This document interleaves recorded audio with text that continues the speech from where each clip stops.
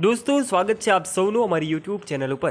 છેલ્લા કેટલાય સમયથી ડેડિયાપાડાના ધારાસભ્ય ચૈતર વસાવાને લઈને અલગ અલગ સમાચાર સામે આવી રહ્યા હતા। અલગ અલગ લોકો અનુમાન લગાવી રહ્યા હતા કે ચૈતર વસાવા જે છે હવે જેલની બહાર આવી શકે છે।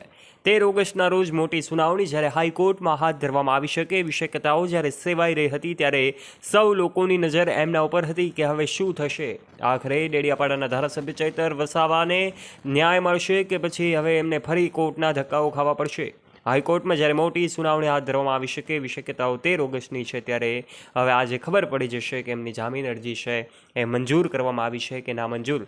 આજના વિડીયોમાં તમામ બાબતે વિગતે અમે તમને વાત કરવા જઈ રહ્યા છીએ। તમામ અપડેટેડ માહિતી અત્યાર સુધીના સૌથી અગત્યના અને મોટા સમાચાર જણાવવા જઈ રહ્યા છીએ। માટે વિડીયોમાં આગળ વધીએ તે પહેલાં આપ અમારી યુટ્યુબ ચેનલ ઉપર પહેલીવાર આવ્યા છો અને હજુ સુધી આપે અમારી યુટ્યુબ ચેનલને સબસ્ક્રાઈબ નથી કરી તો વહાલા દોસ્તો, નીચે રહેલું બેલ આઇકન દબાવીને અમારી યુટ્યુબ ચેનલને અવશ્ય સબસ્ક્રાઈબ કરી લેવાની જવાબદારી તમારી છે, જેનાથી આવા ને આવા અપડેટેડ માહિતી અમે તમારા માટે લાવતા રહીએ સૌથી પહેલાં।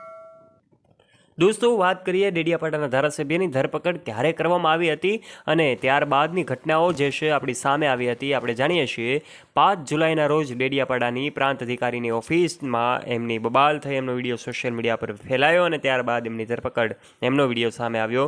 અલગ અલગ લોકો અલગ અલગ અનુમાન લગાવતા હોય છે, પરંતુ સત્ય હકીકત જાણી લેવી ખૂબ જરૂરી હોય છે। જ્યારે 5 જુલાઈના રોજ એમની ધરપકડ થઈ ત્યારબાદ કોર્ટમાં કાર્યવાહી ચાલી રહી હતી। અલગ અલગ કોર્ટના ધક્કાઓ એમને ખાવા પડતા હતા, જેલવાસ ભોગવી રહ્યા હતા, પરંતુ એમને નીચલી કોર્ટમાં ન્યાય ન મળતા તેઓને એવું લાગ્યું કે હાઈકોર્ટના ધક્કાઓ ખાવા પડશે। ત્યારે હાઈકોર્ટમાં એમણે અરજી કરી, પરંતુ એ પહેલાં એમને માફીની ઓફર મળી કે તેઓ જો એમના સમાજના જે કંઈ પણ લોકો છે એમની સામે માફી માગશે તો એમના ચૈતર વસાવાનો કેસ જે છે પાછો ખેંચી લેવામાં આવશે। પરંતુ એમણે કહ્યું કે માફીની આ ઓફર મારે નથી જોઈતી, હું આગળ અન્યાયની લડત ચાલુ રાખીશ। ત્યારબાદ મામલો ગરમાયો અને હાઈકોર્ટમાં એમણે અરજી કરી અને અરજીની સુનાવણીની તારીખ પણ જાહેર કરવામાં આવી હતી। જી હા દોસ્તો, 22 જુલાઈના રોજ જ્યારે સુનાવણી હાથ ધરવામાં આવી શકે એવી શક્યતાઓ હતી, પરંતુ 22 જુલાઈએ કોર્ટનો જે સામે પક્ષે રહેલા વકીલ જે છે એમણે સમયની માગણી કરતાં આ મામલો જે છે એ 5 ઓગસ્ટ સુધી પહોંચ્યો હતો, પરંતુ 5 ઓગસ્ટે કોર્ટનો સમય પૂર્ણ થઈ જતાં હવે 13 ઓગસ્ટે સુનાવણીની વાતો જ્યારે સામે આવી રહી હતી ત્યારે હવે આજે ખબર પડી જશે કે ચૈતર વસાવાની જામીન અરજી મંજૂર થશે કે ના મંજૂર। પરંતુ દોસ્તો, આ તમામ માહિતી વિશે આપનું શું કહેવું છે? આપના વિચારો, આપનું મંતવ્ય નીચે કમેન્ટ બોક્સમાં કમેન્ટ કરીને આપ અવશ્ય જણાવજો।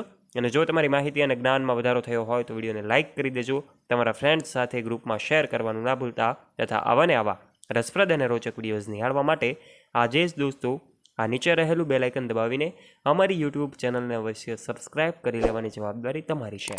ધન્યવાદ।